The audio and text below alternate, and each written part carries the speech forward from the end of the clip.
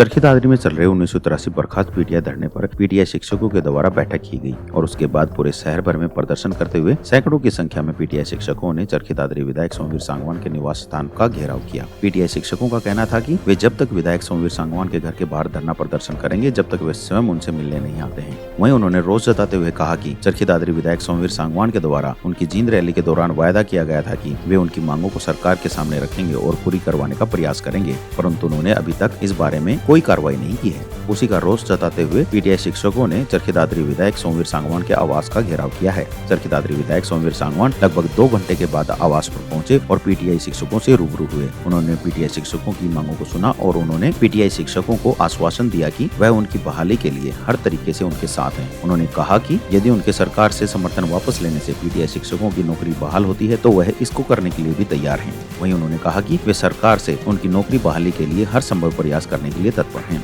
ऐसे समाधान तो ये था, गलती दी थी भूपेंद्र हुड्डा की और दंड दे रहे हैं खट्टर साहब ने। चयन आयोग था कमेटी, उन्हीं गलती सुप्रीम कोर्ट रिजेक्ट कर दी थी।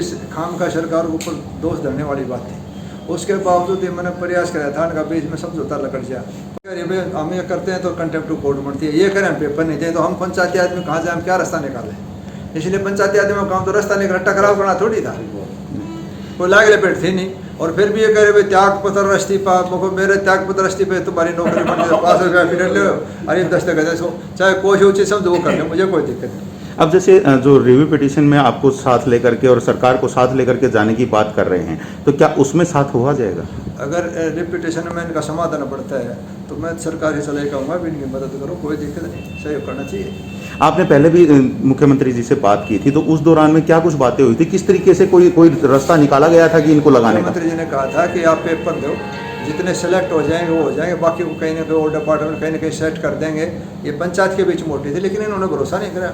और जो एक भाईचारे जो बात थी, ये अपनी बात पड़े रहे कि हम पेपर नहीं देंगे, सरकार कहे कि पेपर दो, तो दोनों तक टकराव होता चलेगा। फिर हमारे जैसे बीच में जो पंचायती थे फिर वो कहाँ जाए, कोई मन नहीं रहा। फिर सरकार की अपनी मजबूरी, इन्होंने मुच्छा शोर बड़े पेपर नहीं देंगे तो टकराव हो गया। तो इसलिए फिर हम अपने घर बैठना उचित समझो, क्या करें। वहीं दूसरी तरफ पीटीआई शिक्षकों के द्वारा अपनी मांगों को दोबारा से सरकार तक पहुंचाने की मांग विधायक सोमवीर सांगवान के सामने रखी गई, परंतु विधायक सोमवीर सांगवान के द्वारा दिए गए आश्वासन से 1983 बर्खास्त पीटीआई शिक्षक संतुष्ट दिखाई नहीं दिए। उन्होंने कहा कि वे विधायक सोमवीर सांगवान व सरकार का बहिष्कार कर रहे हैं। साथ ही उन्होंने कहा कि वह अपने सवालों के जवाब अब चयन आयोग और प्रदेश के मुख्यमंत्री से लेंगे। उन्होंने कहा कि वह आयोग कार्यालय का घेराव करेंगे और साथ ही प्रदेश के मुख्यमंत्री मनोहर लाल के आवास का भी घेराव कर उनसे सवाल करेंगे और अपनी मांगों को पूरा करवाने के लिए दबाव बनाएंगे। देखो भाई साहब, आश्वासन जो पहले दिया था वो आश्वासन ही दिया है, कोई ठोस बात नहीं करी, क्योंकि करना तो इन है, दबाव बढ़ाना है विधायक ने बढ़ाना। हम तो आम कर्मचारी हैं भाई, हम क्या जाके बताएंगे, रास्ता तो इन्हीं के पास है। लेकिन एक सिर्फ और सिर्फ गुमराह करने वाली बात है। सोमवीर सांगवान ने ऐसा कोई मतलब हमारे को आश्वासन नहीं दिया जो हम चाह थे, ऐसी कोई बात नहीं कही। और हम आज भी बीजेपी सरकार और सोमवीर सांगवान का पूरी तरह बहिष्कार करते हैं। इन्होंने ऐसी कोई हमारा रास्ता निकालने वाली बात नहीं की। तो अब आगे क्या कुछ किया जाएगा? आगे हमारा संघर्ष चल रहा है, उसको मजबूती से चलाएंगे। एक सोमवीर सांगवानी थोड़ी है, विधायक तो और 90 भी है। और यहाँ सरकार का घेराव करेंगे 8 तारीख को, सीएम का उससे जवाब मांगेंगे जी। तो अभी जैसे पहले जो बातें की गई थी विधायक जी से, तो क्या आप उनके ऊपर वो अड़ी गए क्या? नहीं, हम तो अड़ी की इस बात के हमारा रास्ता निकाले भाई, और इस्तीफा कोई रास्ता नहीं है। हमें रास्ता चाहिए, समाधान चाहिए हमारे समस्या का।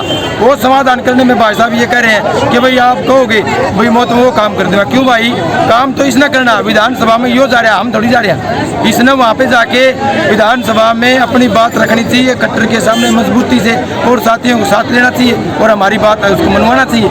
आपको अभी वैसे आश्वासन तो दिया गया उनकी तरफ से कि वो हर तरीके से आपके साथ हैं, तो क्या कुछ अब आगे? खाली आश्वासन से क्या होता है, इनका फर्ज ये बनता था अगर ले भाइयों मेरा इस्तीफा लो, और फिर हम इस्तीफा नहीं, समाधान चाहिए हमने, और हमें साथ लेके और विधायकों से बात करे और सीएम साहब से मिले, सीएम साहब पे दबाव बढ़ाए। विधायक जी आए, ये बोले भाई मैं समर्थन देने, सरकार का उल्टा समर्थन लेने तैयार है। हम कहोगे तो समर्थन ले लेंगे। हमने ये कहा भाई समर्थन दे के हमारा समाधान करवा। इन्होंने कहा अगर भाई हमें फेल हो जाए, सरकार ने न्यू कही थी उन्हें एडजस्ट कर लेंगे, तो हमने पेपर ना दिया तो समझ लिया हम रह गए। तो 1600 आदमी जो है उनको एडजस्ट करवाया जाए और ये पेपर लीक हो रहा है इसको कैंसिल करवाया जाए। इन्होंने ये कहा था भाई जो मेरे से होगा तो भाई पेपर ये लीक हो रहा है और सारी चीज हो रही है, तुरंत प्रभाव से इस पेपर को कैंसिल करवा जाए और हम जो बच रहे हैं अध्यादेश लेगी हमारी नौकरी को बहाल कराया जाए। तो ये बात कही थी, तो उसमें विधायक जी ने ऐसी कोई बात नहीं कही ठोस, आगे मैं तारा काम करूंगा, लेकिन यूं कह गए भाई सरकार काम ना करे तो हम कहो तो मैं तारा समर्थन वापस लेगी, तारा मैं आ जा। तो मैं विधायक जी से कहना चाहता हूँ आगे भाई हमारे मैं आ जाओ आप, फिर सरकार आपके पाछा पाछा बोलेगी।